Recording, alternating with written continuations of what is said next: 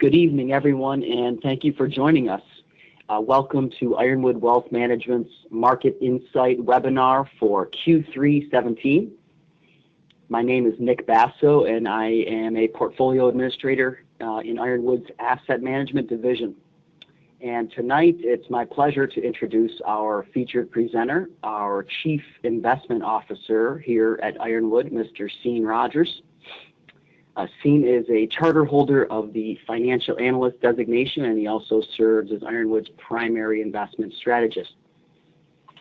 If any of the attendees have questions for Sean during the presentation, please feel free to type those into the chat box that is attached to your GoToWebinar tool panel.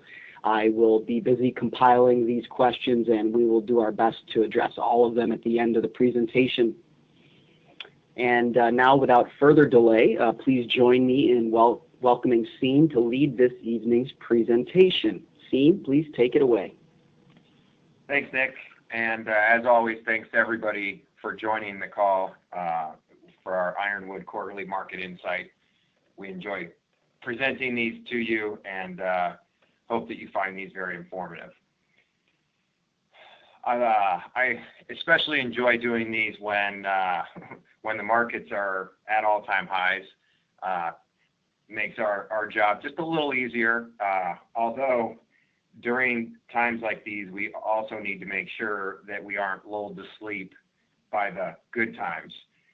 We must still maintain diligence during the good times as well as the bad times.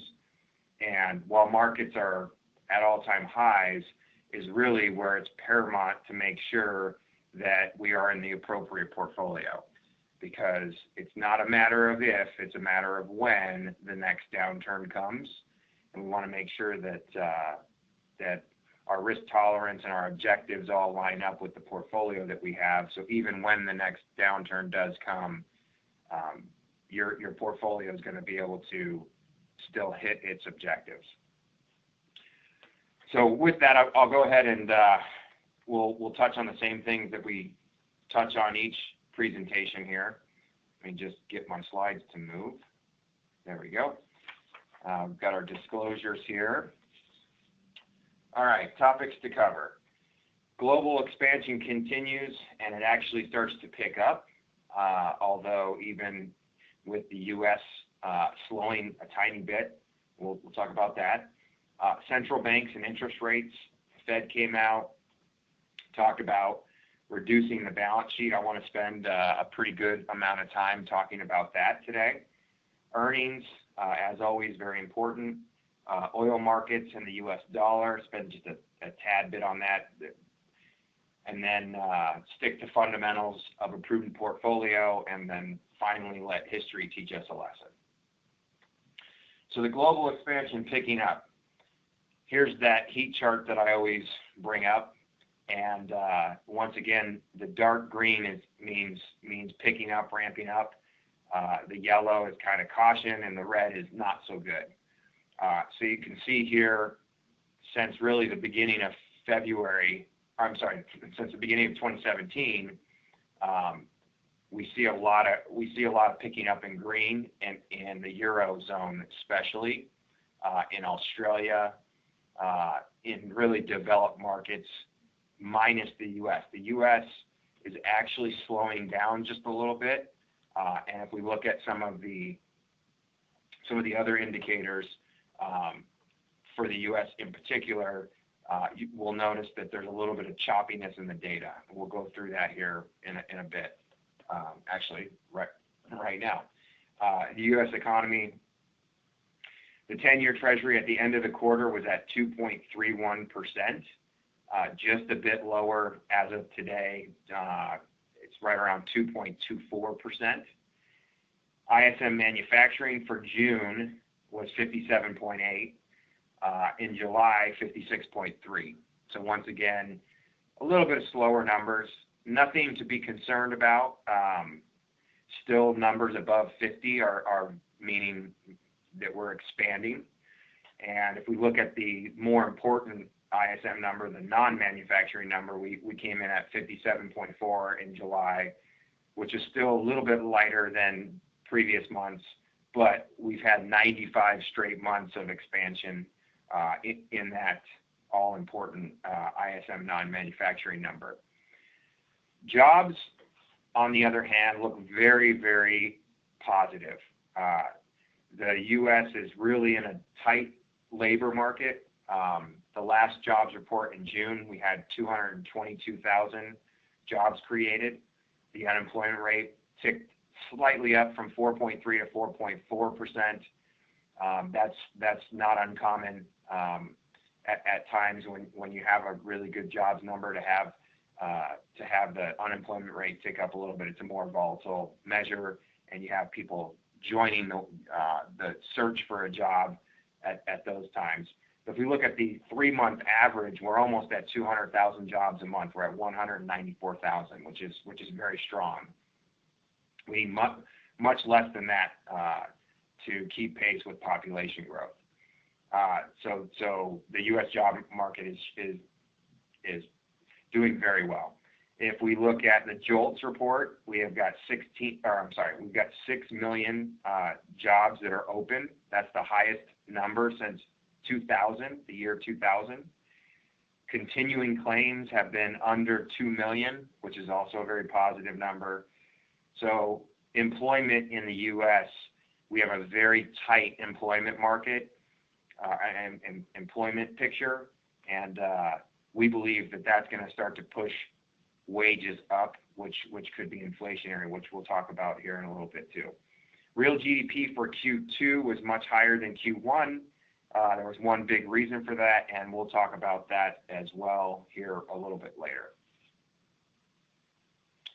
The length and strength of the expansion and relative to other expansions.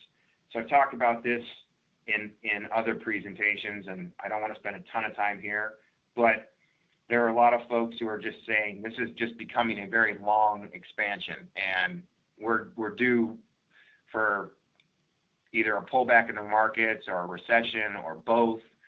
But if we actually look at what's really going on economically speaking, not stock market, but economic, this picture here shows the economy, shows GDP growth and the length of time, and shows during the Great Recession, we lost a significant amount of GDP for the first couple of years, and we haven't really gotten a lot of that GDP growth back. Yes, we're getting one in duration of quarters. It's becoming one of the longer expansions, but as you notice, it was a very, very deep recession as well. So we believe that because it was such a deep recession and because we've grown so slowly, that it's not necessarily the length of time that is important. It's really where we are on the GDP that we recover, and we're still very, very far from recovering a lot of that GDP that was lost in the Great Recession. Another way to look at, so that was the economy. Another way to look at it is the stock market. And so we look at the last 10 bull markets, and this bull market, the duration, 100 months. That only ranks as the 4th longest out of 10. Price gains, so what has the S&P 500 done during that period of time? It's up just under 230%. That's a pretty good number, but once again, out of the last 10 bull markets, that ranks 6th. And then finally, PE multiples at the peak. We're not necessarily done with this expansion, this bull market.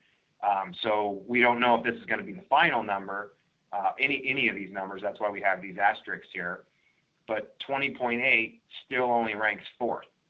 So we've got 10 of the past bull markets. We've got a 4th, a 6th, and a 4th. That tells me that from a stock perspective, from a equity performance perspective, we're kind of right in the middle of the last 10 bull markets.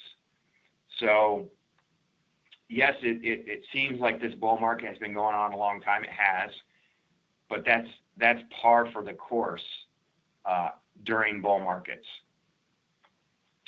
So we just point that out, not to say that this bull market couldn't end tomorrow, just to let people know that we're not overly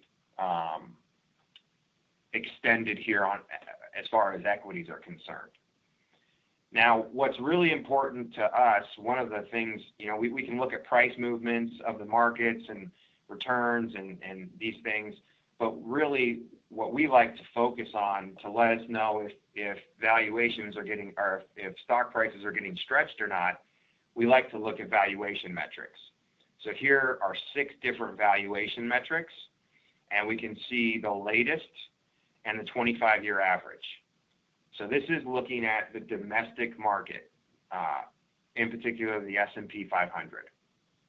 So if we look at the price to earnings multiple of the S&P 500, at the end of the quarter, the PE multiple the forward PE multiple was 17.5.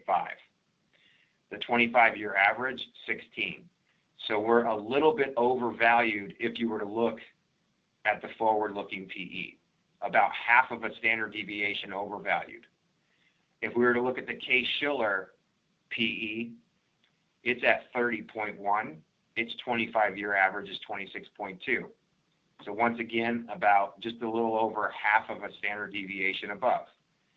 Dividend yield. The current dividend yield of the S&P 500 is 2.1%. The 25-year average is 2%. So we're slightly undervalued when you look at the dividend yield. If we were to look at price to book, 2.9, 25-year average 2.9, right on the button. Price to cash flow, 12.2 versus 10.6, almost a standard deviation above where we normally are. And then finally, the earnings yield spread. The latest earnings yield minus the BAA yield is 1.3%. The 25-year average is negative 0.3%. So we're almost a standard deviation below.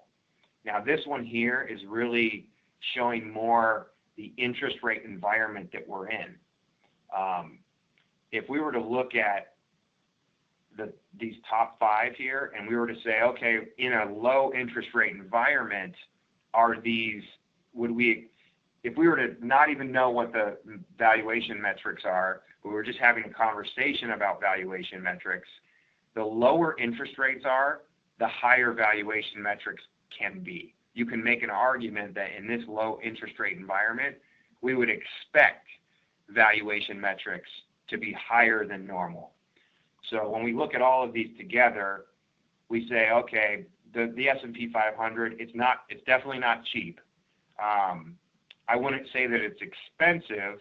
I'd say that we may want to look at other opportunities that might be slightly better, but it doesn't necessarily mean that we're going to get negative performance in these areas either.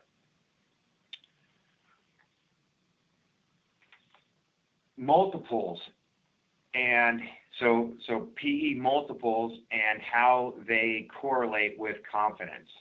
Well, when people feel better, they pay more for an earnings stream. And you can see this in this chart. We've got a correlation coefficient of when we look at consumer sentiment versus forward PE, there's a not a one-for-one, but they're definitely correlated. And we've seen consumers very positive. We're going to get to a slide that shows where the consumer is.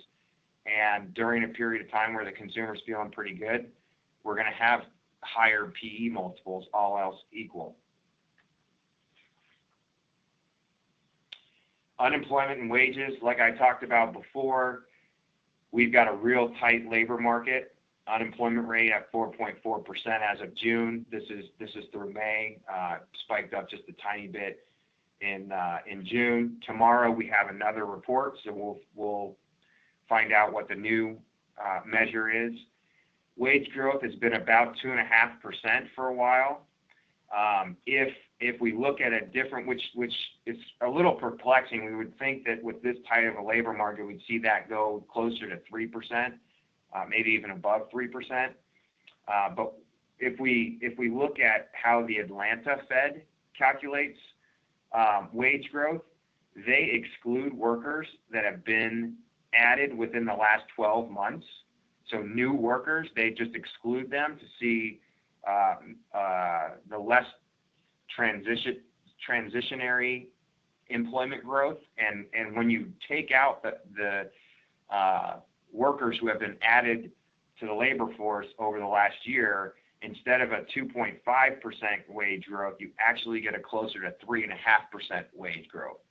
So we think that we're going to start to see this wage growth start to kick up because we have such a tight labor market, which is going to be inflationary. The cyclical sectors. This is where we can see that there's a little softening here in the U.S. Just recently, we've had a drop-off, albeit from record levels for autos. Not necessarily unexpected, and still above the long-term average. So nothing to be concerned about. We've kind of pulled back a little bit. The economy's taken a little pause in auto sales, which is completely normal. Housing starts, same type of story there. We've had really 7 years of positive trend growth. We've got a little bit of a pause here. We don't believe it's anything for cause for concern, but we definitely want to be aware of it. Inventories have come down a bit. In the first quarter GDP growth was 1.2%, and inventories, because they came down, actually ate into GDP by 1.46%. So had inventory stayed the same, and had companies had to produce things instead of go to inventory to sell things, GDP would have been about 2.66% for the first quarter. Well, the second quarter, inventory stayed about the same, and so you had no subtraction from GDP from inventories, and you had a 2.6% number. So really, the difference between Q1 GDP and Q2 GDP, a large portion had to do with these inventories coming down pretty sharply in Q1 2017. Now, looking forward, we still think there's going to be a drag on GDP because of these higher than normal inventory levels. We'd like to see them a little bit lower, which in subsequent quarters, if that comes down, yes, it'll be a hit to current GDP, but then looking forward from there, we won't have that headwind any longer. And then finally, real capital goods. We'd like to see this, start to be more positive and get a little bit closer to its average. So it's going in the right direction. It's just not fast enough. We'd like to see it go a little bit faster. So that's the negative on the U.S. economy here, short run. We have had a little lull, but this next slide, consumer finances, this is the bright spot, and this is the largest piece of the U.S. economy, is consumer spending, the consumer part of GDP. So like I said, wages are up 2.5%. There's a decent job market. Housing is still affordable. Rates haven't skyrocketed up. They're up a little bit, but still affordable.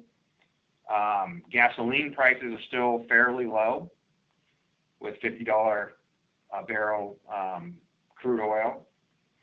Balance sheets look fantastic. If we look at household net worth, all-time high. Again, we've done nothing but march straight up the last 8 or so years. Consumers have about $7, a little over $7 in assets to every $1 in liabilities. You can see that here. We have a total of $110 trillion in total assets, $15 trillion in total liabilities. That's where we get the net worth here. That's a pretty good place to be. Consumer spending for Q2 was up 2.8%. So once again, consumers feel good, they spend money, PE multiples expand. So the large part of the U.S. economy holds us pretty steady.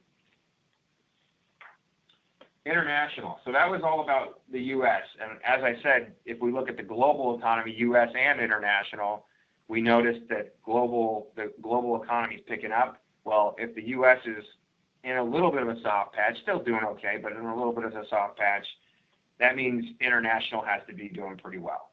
And it definitely is. So we've got global reflation. You can see here that global growth is up to 5.7%, and that's the highest level it's been in 6 years. What happens when global growth goes up? That's this nominal GDP number, this purple line. Well, profits tend to follow. And so if we've got nominal GDP growth here, we expect these profits to also increase. And if we see profits increase, that means that we should see stock prices increase. One of the real drivers of this outside the United States global minus the United States growth effort is Europe. Europe is really on fire right now. And you can see that their PMI numbers have significantly improved. They're at 55.7. Unemployment rate has ticked down to 9.3%, which is the lowest in 8 years. Credit demand has increased. So the Eurozone has done really, really well and has been the driver of growth outside the United States over the past about 6 months. One of the things that we talk a lot about is having a diversified portfolio. And over the last 5-8 years,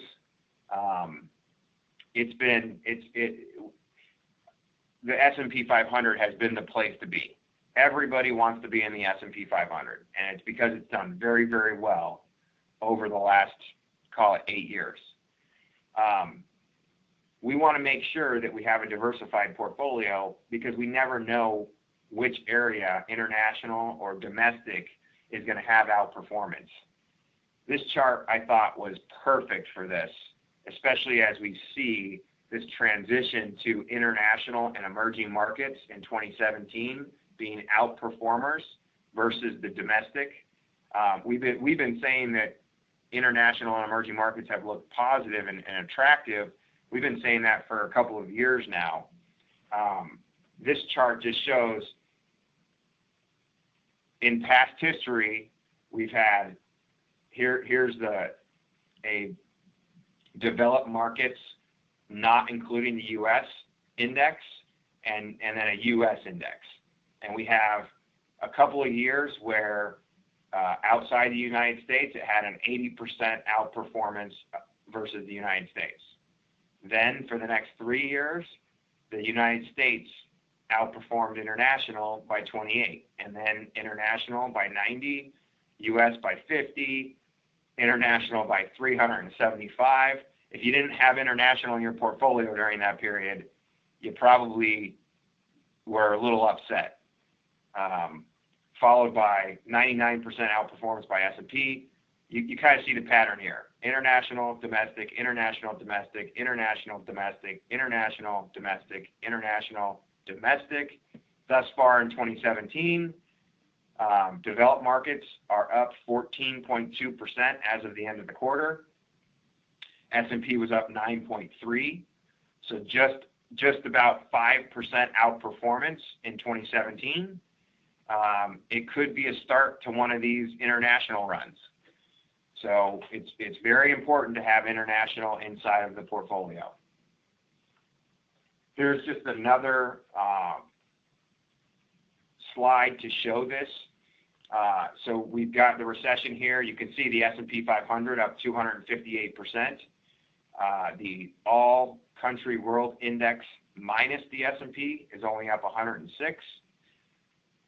What I really want to point out is not so much that domestic has done so much better than international since the recession, but it's to look forward and say, okay, have we, we're sitting here and there are a lot of people who think they missed out on the rally. Domestically, they might have missed out on the rally, and we expect domestic returns to be lower over the next 5 to 10 years than they otherwise would have been because of this nice run-up that we've had over the past 8 or 9 years. And you can see that by looking at PE multiple versus the average, 17.5 versus 16. Dividend yield, the easy money has been made in the domestic markets. We're not undervalued anymore. We might be fairly valued. You might be able to argue that we're a little overvalued. But if you look at outside the United States, the PE multiple is 14.1. The average is 14.7. We're undervalued here. We had underperformance over the last 9 years. Dividend yield, you're getting paid 3.2% to be in these international equities.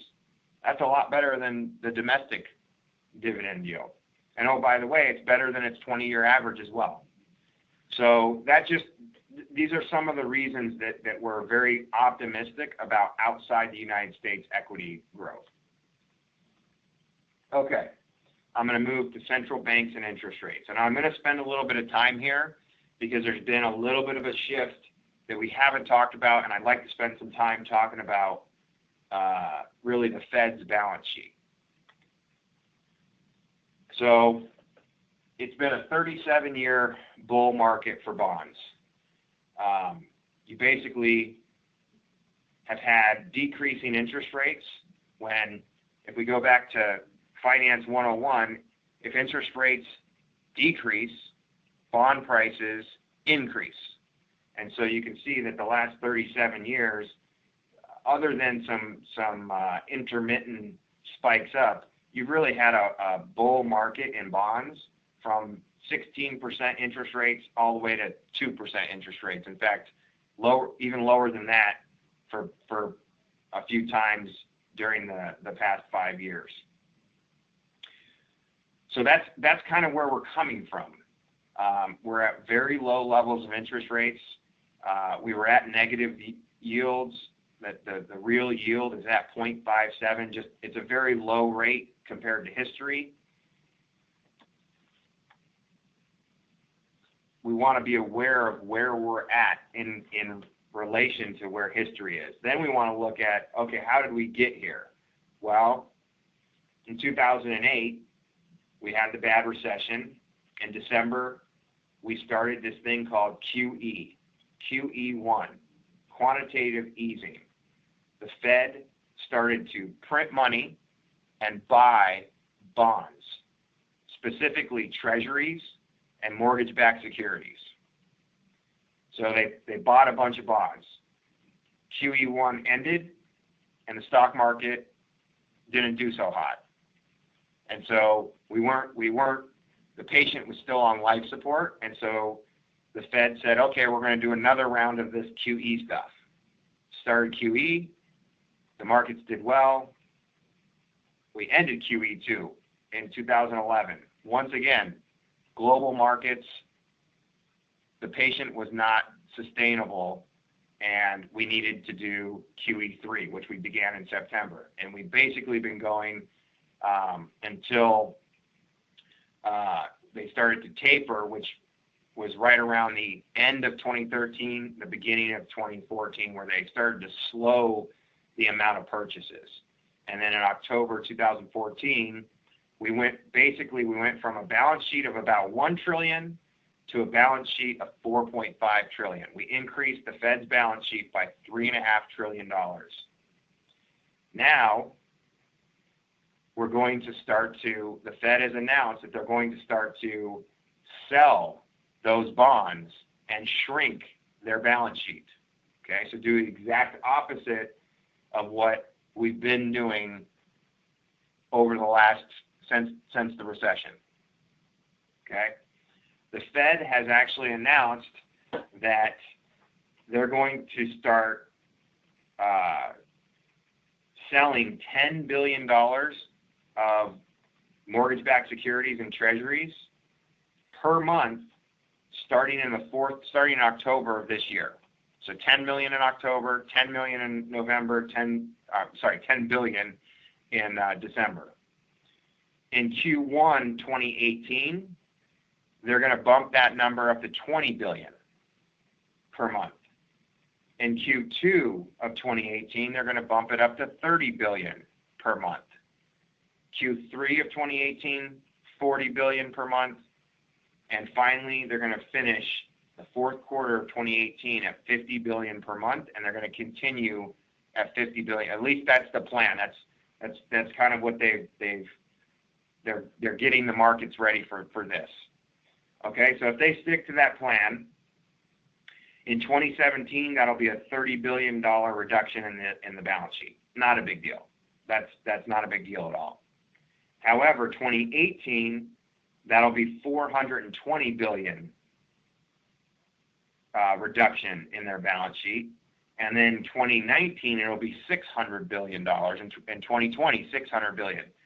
So a very dramatic decrease to get back to a more normalized balance sheet for the Fed. We believe that the market has this mispriced. We believe that the market that if the market had this priced more correctly, that the 10-year Treasury would be higher and the 30-year Treasury would be higher. However, we have global interest rates that are not necessarily letting these rates go higher, and here's why. If we look at the developed market government bonds by yield, here are all the government bonds and the rates that we have, and it'll show you that the U.S. Treasury is up here, 2.3%. Okay, so we have a lot of international buyers of 10-year Treasuries because we have a 2.3% yield versus the 10-year German Bund, which is about 0.5%, versus the Japanese government bond at 0% basically. So we've got a lot of buying from outsiders because we are the highest interest rate on the block. And so that's artificially keeping our rates low. However, if Europe keeps growing like they're growing, the ECB is going to have to change their stance on monetary policy. And so it's going to be very important for us to maintain, to monitor the ECB and what Mario Draghi is announcing, because it's going to have an impact. Because when these bonds go higher, now U.S. bonds will be able to will kind of have that backstop taken away, and rates will be able to go higher in our estimation. So since that taper that we started back at the beginning of 2014, end of 2013, you can see that the yield curve has started to flatten, which is normal in a rate hike cycle. What's not normal is that these long-term rates actually went down. 7-year, 10-year, they all came down. So what we expect to happen, and I think I'm going too slow. I'm going to get back to this slide. What we would expect to happen, here's rate hike cycles, the last 5 of them. We expect flattening of the curve. So here, the blue is pre-hike, the gray is post-hike, and you can see that the curve flattens and increases pretty much in every single one of these. Well, the current market, we've flattened, but we've decreased. And so we would expect that to increase. And that's really what we're worried about with the Fed's balance sheet, with where interest rates are, with what the Fed's doing with the Fed funds rate. And so we believe that interest rates are headed north of here, and we want We want to be very careful of that. Interest rates being higher is not necessarily a bad thing. One, in the United States, right now, we have $1.4 trillion in income. So folks have interest-bearing securities in this low-rate environment that are earning $1.4 trillion in income versus $350 billion in interest expense. So we have many more assets than we have liabilities, and so when interest rates go up, retirees, pension funds, foundations, they're all going to get better interest rates on their interest rate bearing securities. And so that $1.4 trillion number is going to go up. The $350 billion expense number is also going to go up, but you're looking at you're looking at a bigger base on the income than you are with the expenses. So it will be a benefit to savers when interest rates do go up. And then lastly, when interest rates go up, you also have a positive correlation with rates going up and stocks.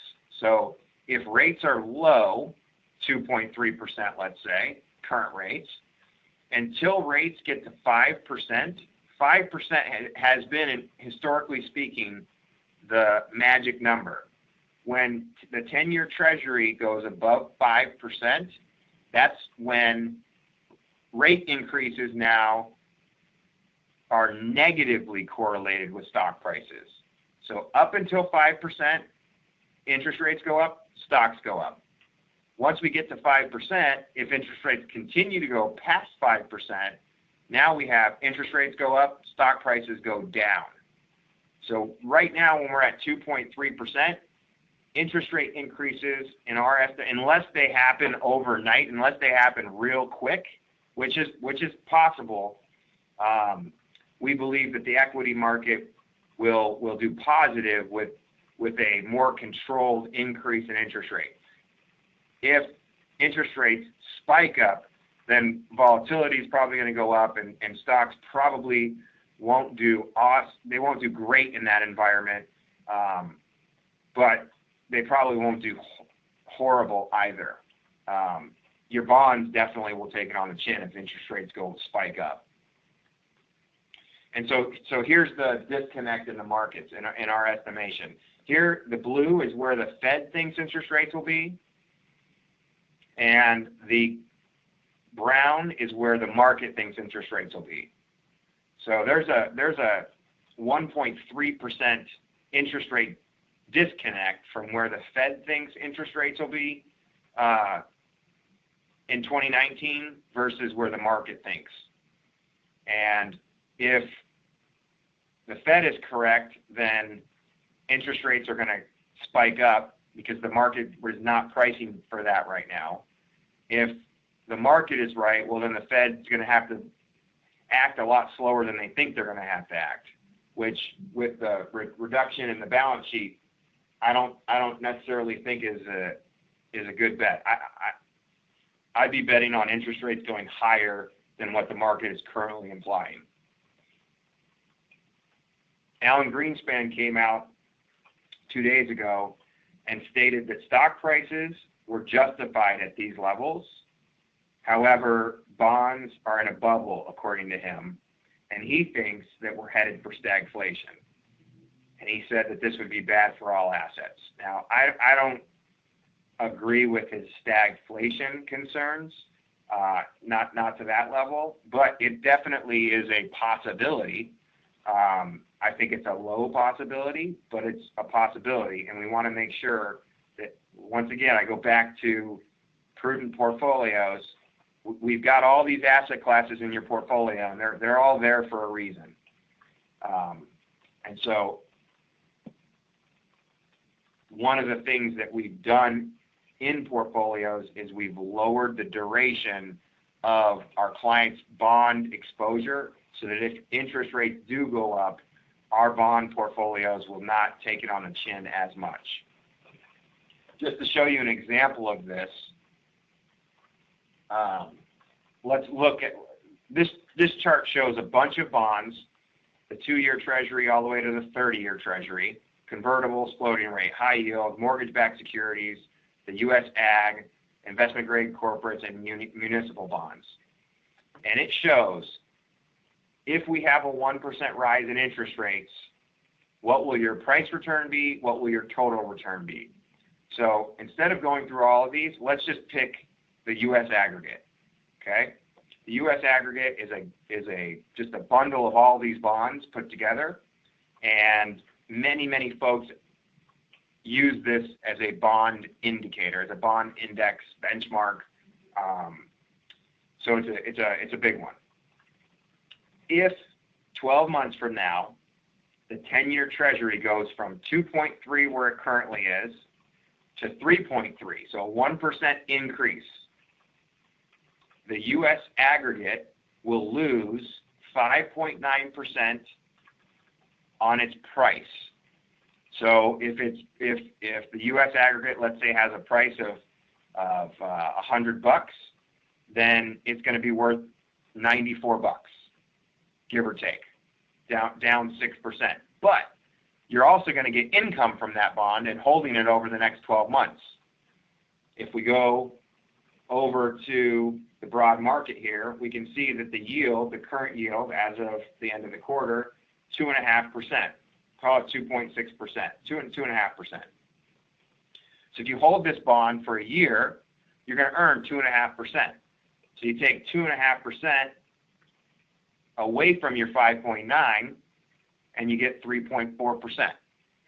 That's going to be your total return if the 10-year Treasury over the next 12 months goes from 2.3 to 3.3. If you're holding this U.S. aggregate, you're going to have a negative 3.4% return. Now, everyone says bonds are safe, and they are, but you're going to lose money in a bond as interest rates go up, especially one that has a longer duration. And so we want to be aware of that.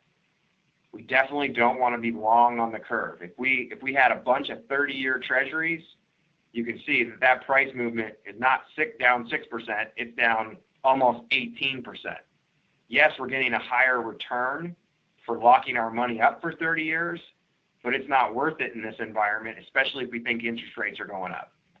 So what we've done is we've gone short on the curve with a lot of our bonds, and we've increased some of the credit. We have some floating rate, we have some high yield, we have things that even with a 1% increase in interest rates, you're still going to end up with a positive return from your bonds. But we need some of these other ones in here too, because they're the ones that are negatively correlated or lowly correlated to stocks. So you can't abandon bonds either. But that just gives you an idea of, looking at the U.S. aggregate. If next year at this time we're looking at a 3.3% 10-year Treasury, which we think that's very possible over the next 1 year to have a 1% increase. So enough on interest rates. Let's move to the dollar and markets. So U.S. dollar has come down a bunch this year. And it's basically stabilized now. In 2014, we had that huge hike in the dollar, and basically ever since, we've stayed about the same level. We're down a little bit further now, even from there, which has really helped to not make the dollar such a headwind for U.S. companies who do business overseas and who have to translate their earnings back to U.S. dollar. So that's one of the things that has helped earnings in 2017 is the stabilization of the U.S. dollar. The other thing is the stabilization of oil. Once again, that spike in the U.S. dollar that happened in 2014, well, at the same exact time in 2014, we had a giant drop in oil prices. Those two things are not necessarily unrelated. They're very related. And since then, oil prices have stayed right around $50 a barrel. We went way down. We went to less than $30 a barrel for a few days. But now we're at about $50. So we've stabilized, and now energy companies aren't having to write down assets, and so you're starting to see stabilization in the energy space, which is helping S&P earnings as well.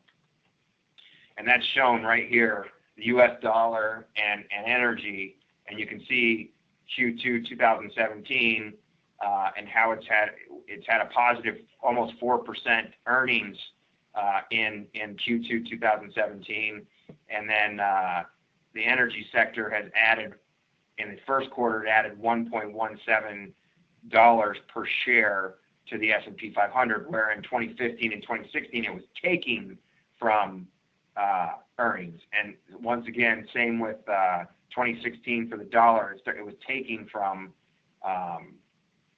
earnings in those areas. So we think that this is a positive, and one of the reasons that 2017 we've had such good earnings. Earnings are up about 21% year over year, right around there for Q2. So now we're going to talk about how to navigate. This is with the Fed and the Euro and the ECB monetary policy. These are not normal times. We're still not in normal times, and we have to be ready for really anything that happens when these central banks start to reduce their balance sheets and interest rates start to increase. And so we want to really stick to fundamentals.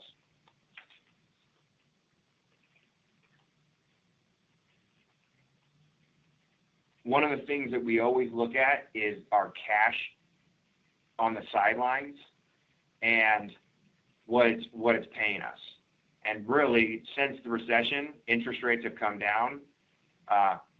You've earned very little in your CDs and money markets. Historically speaking, just very, very little. Yet, even though folks are earning very, very little in these CDs, interest rate bearing securities, money markets, since the recession, we've seen cash money supply as a percent of GDP go to all-time highs at 70.2%.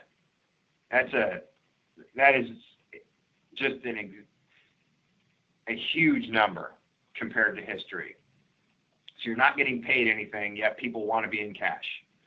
And we're starting to see this happen, where when we see pullbacks, even of 2 or 3%, all of a sudden you see some of this cash come in. People want to buy the market because they don't think it's going to pull back all that much, and they want to buy at better prices. And that's kind of why you have this backstop where we haven't seen a 10% correction now in a year and a half. It's not to say that we can't see one. It's just there's a lot of cash on the sidelines. It's gonna be enticed to do something when it's making $338 per 100,000 in a year. Some of that cash is waiting for better opportunities in the market. Well, usually when cash is waiting for better opportunities, those opportunities don't necessarily happen. I think some of that cash should be going into international markets, but we can't control that cash. All we can help guide is our Ironwood clients and have our Ironwood clients make sure that they're not sitting on cash that's not really doing them any good. Another metric that long run is very important is this S&P 500 earnings yield versus the BAA corporate yield. So if we were to look at the S&P 500 and flip the price to earnings multiple, so instead of price to earnings, we look at earnings to price, we almost look at it as though it's a bond. And so your earnings that's coming in is about 5.7% of the price each and every year. So you're getting an earnings yield of 5.7%, or you can buy a bond, a moderately aggressive bond that's yielding 4.4%. And so typically, in periods of time when you have the bond yield much higher than the stock yield. If we went back to 1999 and we saw this big gap here, now in hindsight's 2020, but when we see the BAA yielding over 8% and the earnings yield yielding 4%, well, guess which one of these asset classes is more attractive? Well, bonds are more attractive in that time frame, and sure enough, they were. In 2010, 2011, it would have been great to go back and have more conviction, but it was hard to have conviction back then. We had markets in 2000, at the end of 2008, early 2009, that were doing some really strange things. We had money markets that were breaking the buck. It was a very strange time. So to be real bullish in that time frame was very difficult. But if we, in hindsight, we go back and we see that the earnings yield is 8% and the bond yield is, say, 5%, well, this is a time to be buying stocks when there's a gap here. And there's still a gap. And so relative to bonds, stocks are still attractive. This is looking at domestic. If we looked at international, it'd be even a better situation. And so that's why we're still positive on equities in relation to bonds. And taking a step further, we like international better than we like domestic. And I think you guys know why from previous slides. Earnings,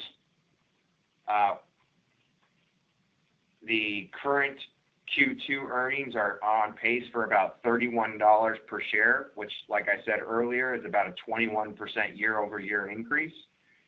And then once again, the dollar and energy prices are no longer going to be a headwind going forward, and we've got some pretty lofty,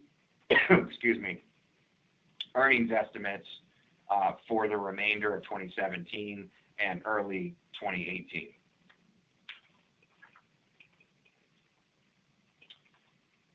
This is just another case for international. We've got earnings. You can see that the U.S. and Japan are higher than they were back in the recession, versus emerging markets was much higher after the recession and hasn't got back up to that level. But you can see they're on a very positive trend here. And Europe, same way. They spiked in 2011, and they came flying down here. And then once again, Europe's in a very good trajectory there for earnings. And then if we look at valuations, developed market, 25-year average, it's just different ways to look at these things. Developed markets, about fairly valued. Europe, about fairly valued. Japan, undervalued. U.S., slightly overvalued. If we look at emerging markets, undervalued. So just kind of showing you earnings versus valuations. We tend to like emerging markets and international, and these are some of the reasons why. I'm not going to spend a lot of time on this one because we've gone over this one the past couple of times, but anyone who's in the U.S. is going to have a U.S. bias, and this chart just shows that. The average U.S. investor allocation has about 75% in U.S. and about 26% outside the U.S. But if you look at the global stock market and bond market, 36% is U.S., 64% is outside the U.S. And then if you look at GDP, 22 versus 78. Well, we've got a hometown. If you go to any country has the same deal. Greece has 65% of investors who invest in Greece companies. Chile has 60%. Japan has 75%. So it's very similar across countries, and we just need to know that bias exists. And in fact, we could look at inside the United States, and we can look at different sectors: financials, technology, energy, industrials, and you can see in the United States, the East Coast financial hub. And wouldn't you know, if we looked at their portfolios, they have 9% more in financials than the rest of the United States. The West has 10% more in technology. Makes sense. The South, 14% more in energy. You invest in the things you know. Midwest industrials. It makes a ton of sense. We just need to know that is a bias, and we need to make sure that we're going against that bias and making smart, prudent decisions with the portfolio. Why own commodities in the portfolio? So once again, we're talking about stick to fundamentals. Having commodities in your portfolio over the last 5 years has not been very fun. It's not been a very good investment, but if we had it all over to do again, we would still have commodities in the portfolio. We don't know what the next 10 years is going to bring, other than we know that commodity prices compared to history are very low right now. If we just look at the Bloomberg Commodity Index, it's on the low end of its recent history price. And if we start to see wage growth and we start to see inflation, one of the things that you're going to like about your portfolio is that we have a good 5-6% in commodities. So it's an asset class that zigs when many other asset classes zag, and it actually brings down overall risk into the portfolio when we add commodities to the overall portfolio. And they look like a pretty good bargain right now. So a good place to be in our estimation. Why fixed income in the portfolio? We do have an underweight to fixed income in our portfolios across the board versus our neutral stance, but it doesn't mean that we abandon fixed income altogether. Fixed income is really the only asset class that offers a negative correlation to equities, meaning when equities pull back, typically you don't see the next recession coming. Typically you don't see the next bear market coming. It's very, very hard to do. Economists, they call 9 of the last 5 recessions. It is the same that a lot of folks like to use. It's very difficult to time these things. And therefore, we need to have a piece of your portfolio that if tomorrow the sky falls and stocks don't do well, we need a piece of the portfolio that does well, especially for folks who are using their portfolio. So the more that they're using their portfolio, the more safety we need, the more negatively correlated assets we need to put with equities. So you need to have the right portfolio for the right time frame. And so that's why we want to make sure that we stick with fixed income, although we might have a little less than we normally do because of all the other things that I talked about previously. This kind of puts it all together. Here's emerging markets, international, small cap, S&P 500, and then an asset allocation portfolio. So this is showing us excess return, annual volatility, and a Sharpe ratio. Sharpe ratio is what return am I getting for the risk I'm taking? And so you really want the highest Sharpe ratio you can get.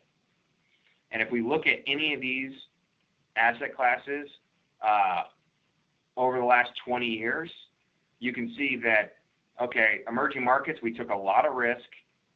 We didn't get a lot of extra return, and therefore it's got a Sharpe ratio that's very low. You didn't get paid a lot for the extra risk you took. International, a little bit better. We took risk, but we got paid a little bit more for it compared to emerging markets. Small cap, took risk, got paid a little bit more. S&P 500 over this time frame, the best out of the 4. You have a Sharpe ratio of 0.38. But notice, if we put these all together, we can actually create a portfolio that has less risk than all of these and a better Sharpe ratio. We're getting paid more per unit of risk that we're taking, and that's what we're trying to do when we create a portfolio. It's not about being in the best place, being in the S&P 500 over the last 5 years. That would have been a great thing to do, but you would have been taking a lot more risk than necessary during that period of time, and the S&P could have easily gone the opposite way. like in 2000, 2001, and 2002. So we just want to make sure that we're putting together the portfolio to create the best risk and return relationship. Importance of staying invested and limiting losses. This is, it's the best philosophy to stay invested, and it's the best philosophy to really stay aggressive if you can. Over the last 20 years, compounding growth, stocks would have earned 252%, even though there have been a lot of ups and downs in between there. Even bonds would have been up 81%. So staying invested is a very important thing. It's very difficult to try and time the market. And if you think stocks are overvalued and you go to cash, well, guess what? You've got to make two decisions, right? You've got to make the decision on to when to get out correct, and then you've got to make the decision to when to get back in. And those are very, very difficult decisions to make one of them right, let alone two of them. And then once again, back to negatively correlated assets and non-correlated assets, we have them in the portfolio so that we can make sure that we don't have as large of losses. Because when you have a 50% loss, you need a 100% return to get back up to where you were. If you have a 10% loss, you need 11% to get back, 20, 25, and so on and so forth. We want to reduce these very large losses. We do that by focusing on risk, okay?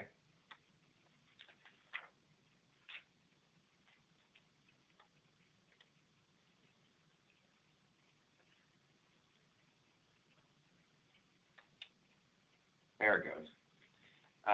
Over the last 10 years, this is what our risk and return has looked like. Private equity has a really good return, not a ton of risk. S&P 500, 8% return, about 16, 17% volatility. Basically, this is an efficient frontier for the last 10 years.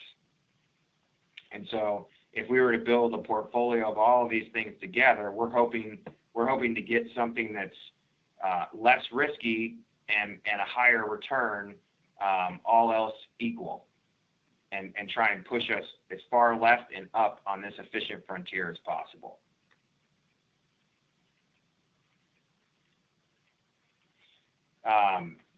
Go back to the other one. Sorry, guys, my computer's running a little slow here today. Now, we do want to be aware that it's been a year and a half since we've had the last 10% drop in the S&P 500. That is not normal. Normally, intra-year drops of 14% on an annualized basis, that's more like the norm. The last time we had a drop of over 10%, we had an 11% drop early last year. So we're due for a 10% correction. Now, do we go up 20 from here before we go down 10? I don't know. That's where trying to time the market is such a hard thing to do, because we don't know what the market's going to do. But if you have a significant amount of new funds to add to your portfolio, instead of adding them all at once, really think about dollar cost averaging new funds to work, so that we take some of that timing factor out of the equation, and we continue to buy every month, every quarter, every year. Helps reduce volatility of the portfolio. I'm going to skip this slide. Not too important here. We're at an hour now, so I'm going to skip this one as well. S&P 500 over the last 10 years has been one of the best performers. It's up 7% almost annualized, with a very low volatility compared to these other ones. But if we were to extend that to 2000 or just 5 years earlier, we see a little bit of a different picture here. We see that the S&P 500 is up 6.7, and there are a lot of other things that have done better. REITs have done better. Emerging markets have done better. This is from 2002 to 2016. Small cap has done better. The asset allocation portfolio has done better with less risk. So yes, the S&P 500 over the last 9 years has done fantastic. And in hindsight, it would have been great to have all of our assets there. Unfortunately, going forward, it just doesn't work that way. Yes, we want some large cap exposure for all of the reasons we talked about before. We think that the S&P 500 is probably going to give us lower returns in the next 5 or 10 years than we've gotten in the previous 5 to 10 years. So we want to make sure that we're careful. We think that some of these other things, commodities, developed markets, we still think emerging markets look attractive. They're high risk, high return versus the S&P 500 down here and the asset allocation, which are a little bit lower risk and medium return. We want to try and build a portfolio that no matter what happens, there have been a lot of different years between 2002 and 2016, but the asset allocation portfolio, it's always here in the middle. And then when we look at it over time, 6-7% return with a very low or one of the lower risk measures here out of all of these asset classes, that's exactly where we want to be. We want to be a good return, not the best, middle of the range return, but one of the lower risks here. And you combine that, and you're getting a lot of bang for the risk that you're taking. So with that, these are the things, as you can probably tell in the presentation, the things that we like: commodities, developed international, market neutral instead of some fixed income, emerging market equities, small cap, things we want to underweight or maybe avoid are fixed income, long duration, domestic equities. Like I said, we prefer international. REITs, not so good when interest rates are going up. Same with utilities. So with that, I will go ahead and open it up. Nick, why don't you go ahead and see if we have any questions. Sure. Thanks, Sean.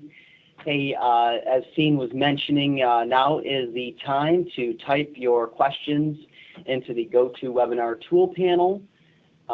Should you have any, or of course, if you think of something later on after the webinar, feel free to email us. We're always open to that. And with that said, I do have a question. It's more of a request just for kind of your commentary, Sean, with regard to the looming debt ceiling increase or not lack of in the U.S. It seems like Congress has gone away for a month or so here, and when they get back, they've kind of got a short amount of time to try to agree on hopefully something. And what's your outlook for that? And like let's say they can't agree to increase the limit, what could we possibly expect for the global markets going forward? That would definitely be if the U.S. didn't increase the debt ceiling. We had this a couple of years ago where we had some brinkmanship and we came close, and the markets don't like that for sure. We could see some volatility, but I doubt that it would be for a long period of time. And if anything, it might create a buying opportunity for us. But as far as betting that that's going to happen, the higher probability is that they do increase the debt ceiling, and markets don't. There's not a lot of increased volatility because the debt ceiling is increased. But if they were to play with it, it would be very similar to what happened before when they started to do that, and it would be a short-term fluctuation in your portfolio. Hopefully, no one on this line needs 100% of their portfolio in the next 5 months or so. But it would be one of those shocks that it's not necessarily going to create a recession, but it could create a 10 or 15% pullback on aggressive assets on the short run. But as long as earnings stay where they're at, fundamentally, the stock prices will follow earnings, and that's what happens. That's what happened in 2008 and 2009. Earnings fell off a cliff. because we had a huge recession. Banks lost a bunch of money. Real estate went, there was a lot of foreclosures and short sales, and that really hurt earnings. And that also made people very scared and very tentative, which made them pay a lot less for aggressive assets. So if that were to happen, where we have some volatility, it would most likely create some buying opportunities for us, where our bonds probably, even though the U.S. Is saying they're not going to increase the debt limit, last time that happened, the 10-year Treasury actually rose. The 10-year Treasury rate went up. It went down. It came down, and prices of bonds went up. And so that probably would happen again, and it would give us that safety from our portfolio to say, okay, we're going to take some of these profits we made in bonds during this short period of time we weren't expecting. We're going to take that, and we're going to put it into aggressive assets that might be 10 or 15% cheaper than they were yesterday. But as far as worrying about the debt ceiling, you can't plan your portfolio based on what politics could happen. Okay, well, let me take one more look here. So we don't have any questions, any further questions at this time, but again, we're always open for people to email us later on after you maybe have some time to think some more on this stuff. And I'm going to say goodbye and thank everyone for joining us this evening, and we definitely look forward to seeing everyone in Q4, where we will maybe have an idea of what happened with the debt ceiling. Thanks, guys. We'll be back first Thursday in November. Have a great rest of your summer, and we'll talk to everybody soon. Bye.